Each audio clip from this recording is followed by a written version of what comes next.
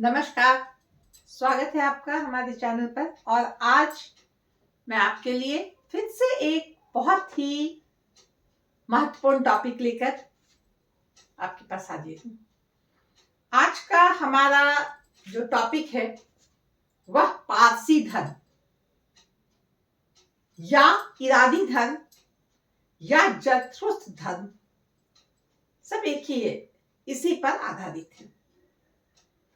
विश्व के प्रमुख धर्मों में पारसी धर्म का भी एक अलग स्थान है, उसकी एक अलग पहचान है। जैसे कि हम देख रहे हैं, हिंदू धर्म है, पारसी धर्म है, ईसाई धर्म है, मुस्लिम धर्म है। तो इसी तरह एक महत्वपूर्ण धर्म है पारसी धर्म, जिसका जन्म फारस में हुआ था, यानी कि ईरान में। पिछले वीडियो में हमने ईरान की सभ्यता पर प्रकाश डाला, ईरान की सभ्यता को जाना। उसमें से एक उसका महत्वपूर्ण भाग वहां का धर्म, ईरानी धर्म या पारसी धर्म, उसके बारे में भी जानना उतना ही आवश्यक है जितना हमने वहां के समाज, अर्थव्यवस्था या इतिहास को जाना। तो चलिए आज हम संसार के एक महत्वपूर्ण धर्म पारसी धर्म पर चर्चा करेंगे। हमारी कोशिश यही रहेगी संक्षेप में, सरलता के साथ आपके सामने इसे प्रस्तुत करूं। आप पूरा देखिए और इसको समझिए। जैसा कि मैंने बताया कि फारस में इस धर्म का उदय हुआ था। जिस समय भारत में महात्मा बुद्ध,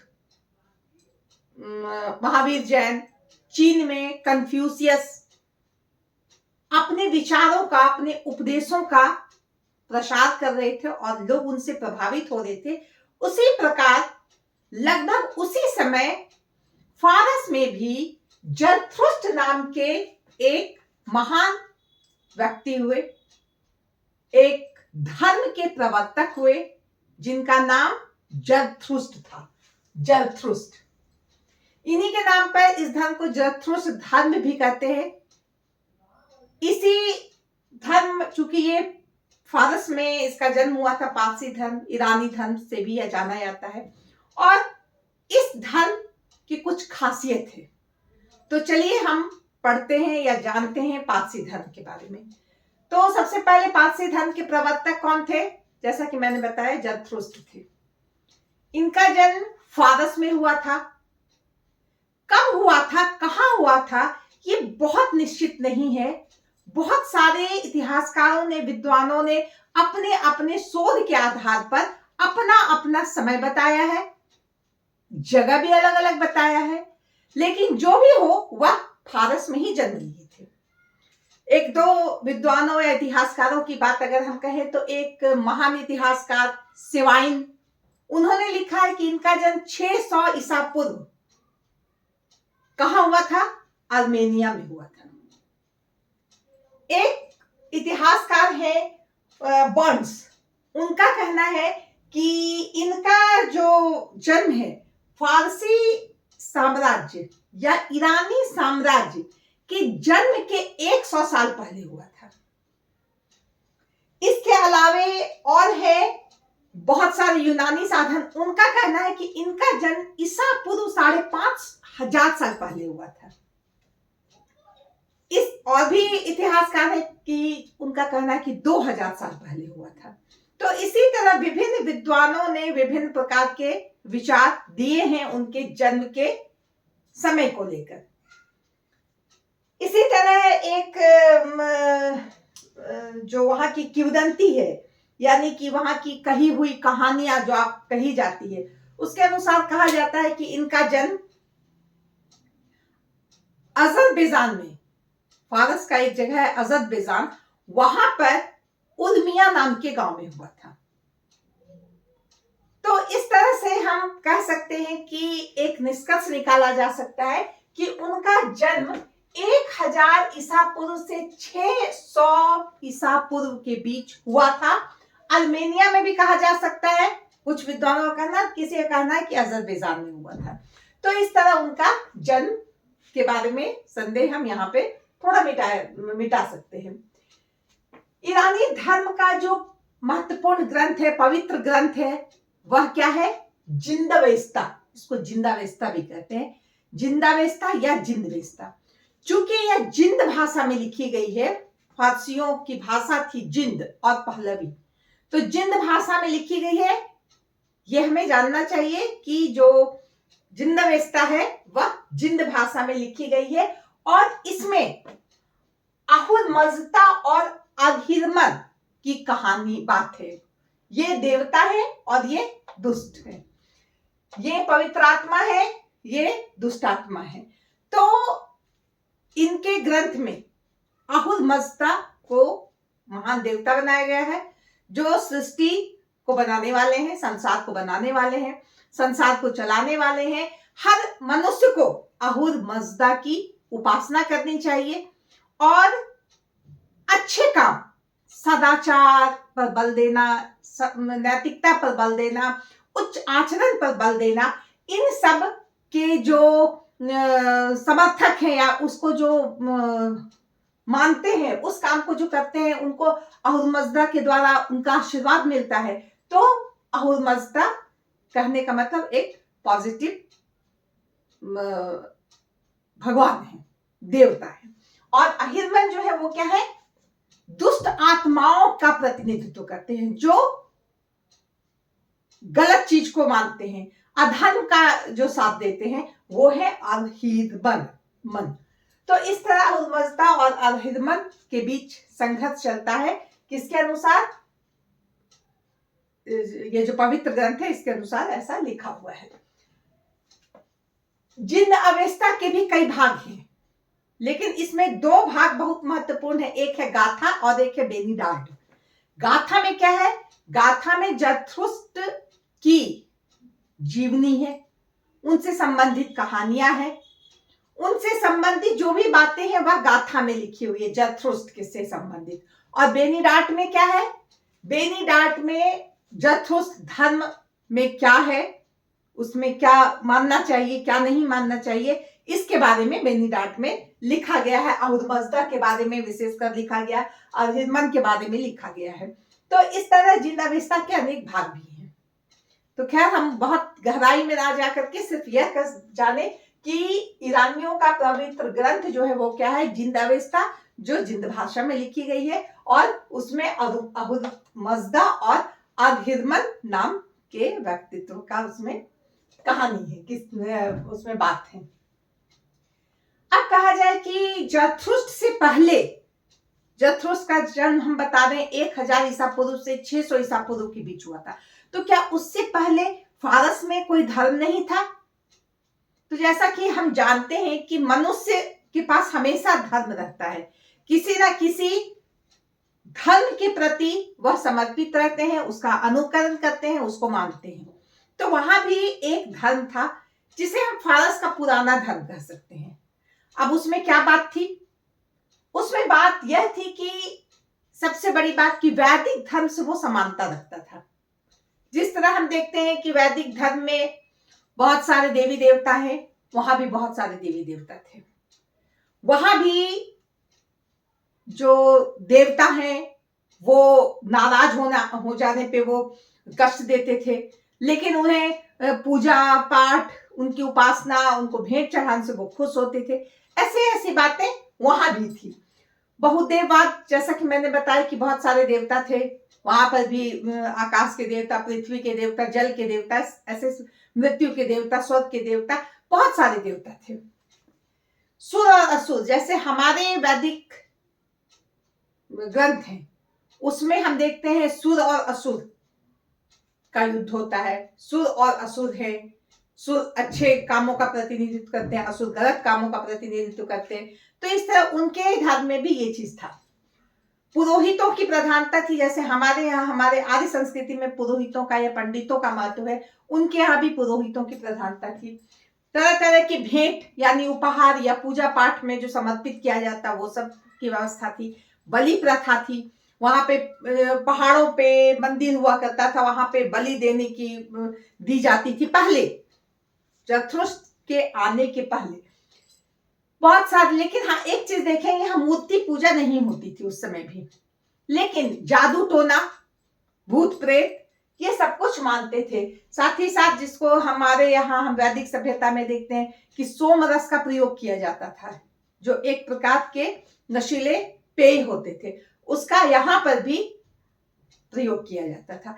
तो अगर हम देखें तो बहुत बार कहा जाता है कि ईरानी धर्म और भारतीयों का आर्यों का जो धर्म है उसमें बहुत ज्यादा समानता है। तो सही बात है, बहुत ज्यादा समानता दिखाई देता है, पहले था, और अभी भी हम देखें तो उसमें बहुत कुछ मिलता जुलता है। तो इस तरह से जो प्राचीन धर्म है फारस का, वह यही सब लिया हुआ था, और अगर कहें तो वह वैदिक धर्म से मिलता जुलता था। जैसे कि यज्ञ, वहां पर भी यज्ञ होता था, वहां पर भी अग्नि में आहुति देने की बात होती थी।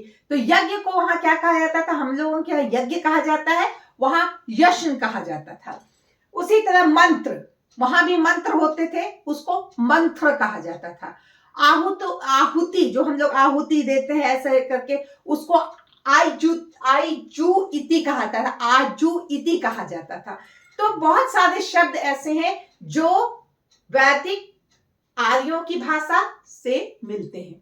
तो इस तरह हम देखते हैं कि बहुत सारे समानता होने के बाद भी इसमें बहुत सारी कुरीतियां, जैसा कि हमारे यहाँ कैसे हुआ था, महात्मा बुद्ध और महावीर ने क्या किया कि हमारे धर्म में बहुत सारी बुराइयां हैं, उसे दूर करने के लिए उनको आना पड़ा। उसी तरह इनमें से बहुत सारी बुराइयों को दूर करने के लिए जरथुस्त्र को आना पड़ा। जैसा कि मैंने कहा कि वहां जो किंवदंतियां हैं, जो बात एक दूसरे से सुनी जाती है, कही जाती है, उसके अनुसार कहा गया कि इनका जन्म जो है उर्मिया में हुआ था, अजरबैजान के उर्मिया में हुआ था, और ये बचपन से ही बहुत धार्मिक प्रवृत्ति के थे। इन्होंने तपस्या की ज्ञान प्राप्ति के लिए, एक प्रकार से वो ज्ञान प्राप्ति के मार्ग में आगे बढ़े, और 15 साल की उम्र में इन्हें ज्ञान प्राप्त हो गई। इन्हें शैतानी ताकतों यानी अहिरमन के से इन्हें युद्ध करना पड़ा, शैतानी ताकतों से इन्हें युद्ध करना पड़ा, और अहुरमज़दा ने इन्हें उनसे बचाया।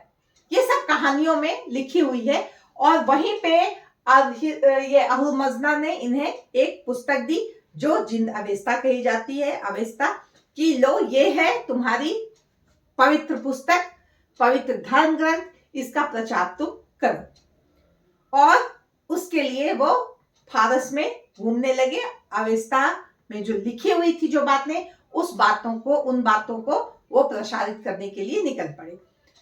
तो इस तरह से हम देखते हैं कि अवेस्ता जो पुस्तक मिली उसमें क्या था, जरथुस्त्र ने जिस धर्म का प्रचार किया, जो अहुरमज़दा से पुस्तक मिली, उस पुस्तक में क्या था, क्या शिक्षाएं थी।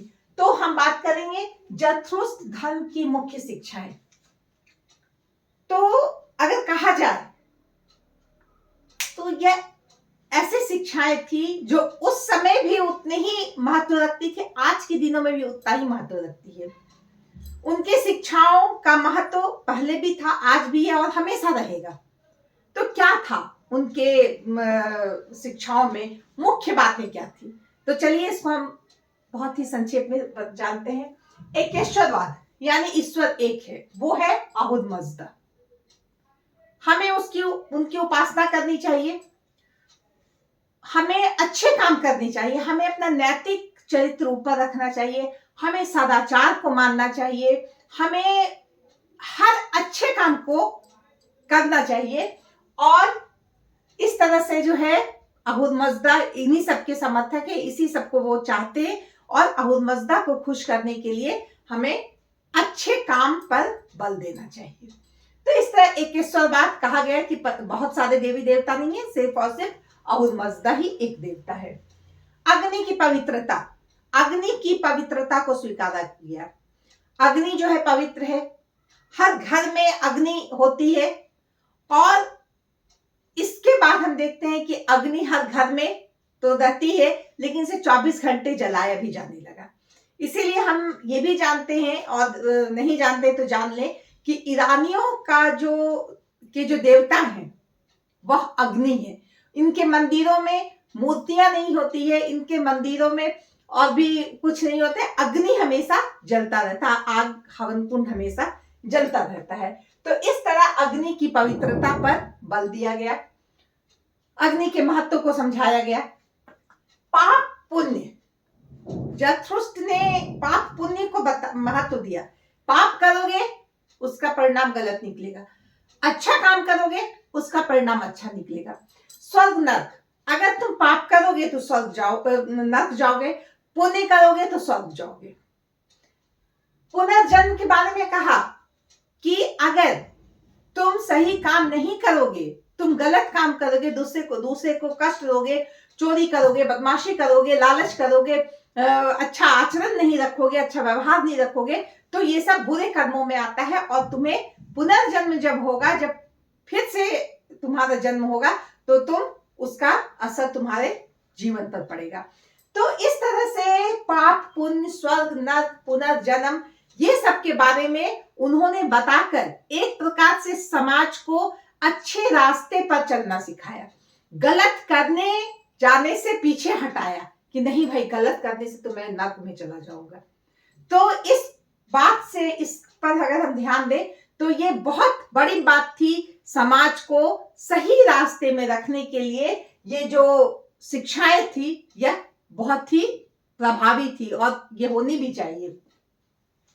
सदाचार और उच्च नैतिक जीवन, सदाचारी बने, खान पान में, रहन सहन में हम दूसरे के प्रति वैसे ही व्यवहार करें जैसा हम अपने प्रति चाहते हैं। हम चाहते हैं कि हमारे प्रति कोई बहुत अच्छा व्यवहार करे, कोई भी करे, हमारा सम्मान करे, हमसे अच्छी बातें करे। जैसा हम दूसरे से चाहते हैं वैसा ही काम हम दूसरे के लिए करें। किसी तरह का आडंबर, दिखावा से दूर रहें और हमारा नैतिक जीवन हो वो उच्च हो, हमारी सोच ऊंची हो, हम झूठ ना बोलें।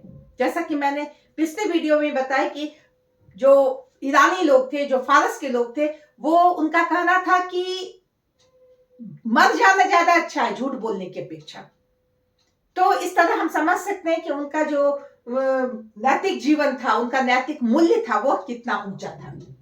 आशावादी धर्म था कि अगर आज हम बहुत परेशान हैं, मुश्किल में, तो कल हम सही हो जाएंगे। कैसे सही होंगे? ये अहुद मजदा और अरहिमन के बीच युद्ध होगा 12,000 साल बाद, और इसके बाद सब ठीक हो जाएगा। अहुद मजदा जीत जाएंगे, अरहिमन हार जाएंगे जो बुरी आत्मा है, और जब ये जीत जाएंगे अच्छी आत्मा, पुण्य आत्मा, देवता, तो हमारे हर संकट ऑटोमेटिक दूर हो जाएंगे। ऐसा कह के ये आशावादी विचार लोगों के बीच में दिया कि सब ठीक हो जाएगा, चिंता मत करो, सब ठीक हो जाएगा। अहुद मजदा है, युद्ध होगा, इनके बीच संघर्ष होगा, इन दोनों के बीच, और सब कुछ ठीक हो जाएगा। तो इस तरह हम देखते हैं यह एक आशावादी धर्म था। आत्मा की अमरता को इस पर विश्वास किया गया। जैसे हमारे यहाँ भी कहा जाता है ना, आत्मा अमर है। हमारे धर्म में, हिंदू धर्म में कहा जाता है आत्मा अमर है। यहाँ भी कहा गया आत्मा अमर है। शरीर नश्वर है, लेकिन पुनः आत्मा का जो है किसी दूसरे शरीर में प्रवेश करके फिर एक नया जन्म लेती है। मोक्ष की अवधारणा नहीं थी। यहाँ पे ये नहीं था कि सन्यासी बन जाओ, तप करके अपने आप को ये खत्म कर दो, भगवान के शरण में चले जाओ, जीवन मरण से मुक्त हो जाओ, ये सब बात नहीं थी। इसमें जीवन को महत्व दिया गया था। जीवन जिए, आराम से जीवन का आनंद लीजिए, शादी ब्याह, गृहस्थ आश्रम, गृह सुख, ये सारा कुछ को महत्व दिया। और दुनिया में बहुत तरह के जो काम है वो करने चाहिए हमें, अधिक से अधिक काम, अधिक से अधिक तरह के स्वाद को हमें चखना चाहिए जीवन के। तो इस तरह ये उनकी अवधारणा थी। इन्होंने मनुष्य के जीवन में 3 महत्वपूर्ण काम बताए। क्या क्या? शत्रु को मित्र बनाना। अगर आप मनुष्य हैं तो एक ये काम कीजिए, शत्रु को मित्र बनाइए। जो दुष्ट है उसको पुण्यात्मा बनाइए। आप अपने से आप देखिए कि कैसे उसको आप अच्छे रास्ते में ला सकते हैं।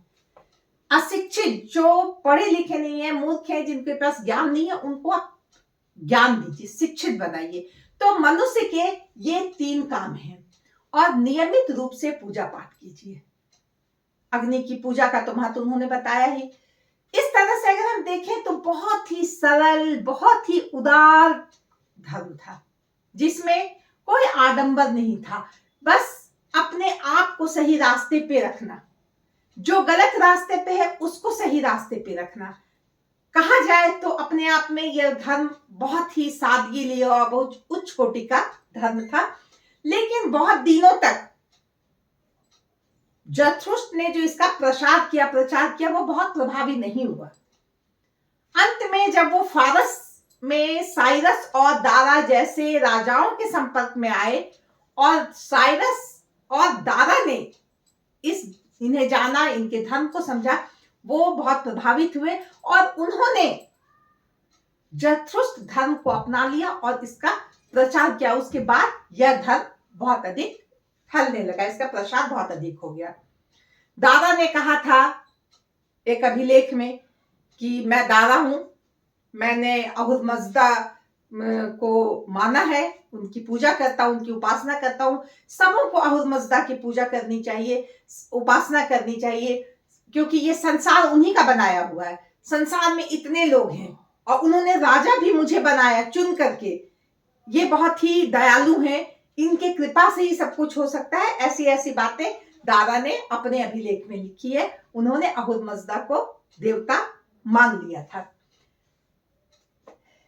तो इस तरह हम देखें साइरस और दारा ने इस धर्म को बहुत सम्मान दिया, इसे फैलाने में बहुत अधिक सहयोग दिया। तब तक जरथुस्त्र बहुत बूढ़े भी हो गए थे, उम्र का सही पता नहीं है, लेकिन वो बहुत बूढ़े हो गए थे अपने धर्म का प्रचार करते हुए। और एक दिन उन पे बिजली गिरी और उनकी मृत्यु हो गई। लेकिन कहा जाता है कि ऐसा नहीं कि उनकी मृत्यु हो गई तो उनका धर्म भूल गए लोग, बेकार हो गया, ऐसी बात नहीं है। जो सेवाइन, जो बहुत महान इतिहासकार है, वो कहते हैं कि रोमन साम्राज्य तो बहुत महान था, वो पतन हो गया उसका। तो इसका ये मतलब नहीं कि रोमन साम्राज्य का सब कुछ खत्म हो गया। भाई, उसकी जो उपलब्धि है वो थी और है और रहेगी। उसी तरह इनकी मृत्यु हो गई तो ऐसी बात नहीं है कि इनकी जो शिक्षाएं हैं, इनके जो उपदेश है वो खत्म हो गए, वो भी रहेंगे। तो इस तरह से अगर हम देखें तो पारसी धर्म या ईरानी धर्म, जैसा कि मैंने बताया, बहुत उदार था। मूर्ति पूजा का वह विरोध करता था, बलि आडंबर का विरोध करता था। बहुत सारे धर्म इससे प्रभावित हुए। ईसाई धर्म इसके बहुत बाद आया, लेकिन ईसाई धर्म ने भी इससे बहुत कुछ सीखा। इसमें जो अहिंसा है, इसमें जो मूर्ति पूजा निषेध है, उसे ईसाई धर्म ने भी अपनाया। बहुत सारे धर्म इस धर्म से प्रभावित हुए और इस धर्म के लोगों के मानने वाले इतने समर्पित थे इस धर्म के प्रति, खासकर फारस के लोग। उनका ये कहना था कि फारस में जो लोग हैं, जो ईरानी धर्म मानते हैं, जरथुस्त्र का धर्म मानते हैं, वो बहुत ही पुण्यात्मा है। और जैसे जैसे फारस से दूर होते गए लोग, वो उनका जो पुण्य है वो कम होते गया, वो उतने महान नहीं रहे।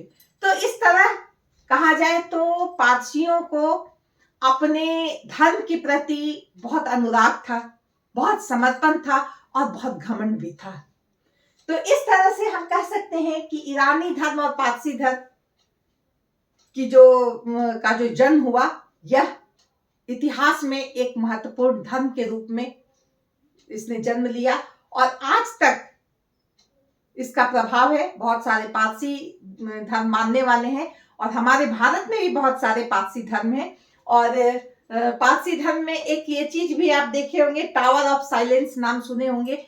मृत्यु के बाद ये अपने शरीर को ना तो जलाते हैं, ना पानी में बहाते हैं, ना जमीन में गाड़ते हैं। ये एक खुले जगह में सबको रख देते हैं ताकि चिड़िया, पंछी जो भी है वो उस शरीर को खा करके उसका कल्याण हो, उस चिड़िया का, उस पंछी का कल्याण हो और मनुष्य का शरीर अंत तक दूसरे के काम आए।